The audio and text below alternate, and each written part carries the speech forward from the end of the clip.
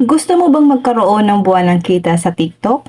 Kung oo, ang TikTok subscription ay isa sa mga pinakamagandang paraan para kumita bilang creator.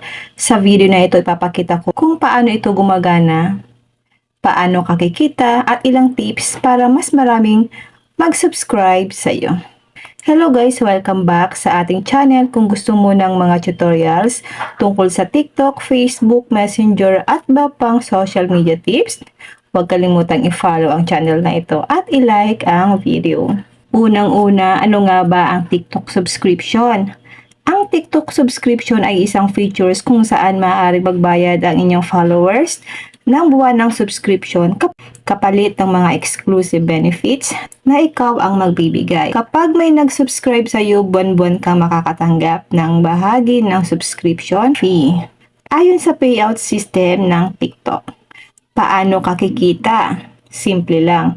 Habang dumarami ang subscribers mo, dumarami rin ang recurring income mo. Halimbawa, kung maraming tao ang patuloy na nagre-renew ng kanilang subscription bawat buwan, tuloy-tuloy din ang posibilidad ng inyong kita. Ano ang pwede mong ibigay sa mga subscribers? Exclusive videos, subscriber-only post, behind-the-scenes content, early access sa mga bagong uploads, special shoutouts, at iba pa. Ngayon, paano mo ito ipopromote? Kapag gumawa ka ng post, maaari mong gamitin ang ad link at piliin ang subscription. Ang link na ito ay magsisilbing shortcut papunta sa inyong subscription page. Kapag nakita ito ng viewers at interesado sila, maaari nilang itap ang link. Makita ang mga benefits ng pagiging subscriber at mag-subscribe sa inyong account. Tandaan kung public post mo, makikita ito ng lahat.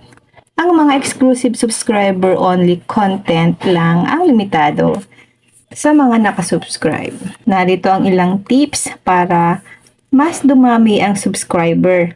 Mag-upload ng content ng regular, magbigay ng exclusive content na hindi available sa public, sabihin sa bawat video kung ano ang mapapala nila kapag nag-subscribe, makipag-interact sa inyong subscriber para maramdaman nilang sulit ang kanilang binabayaran.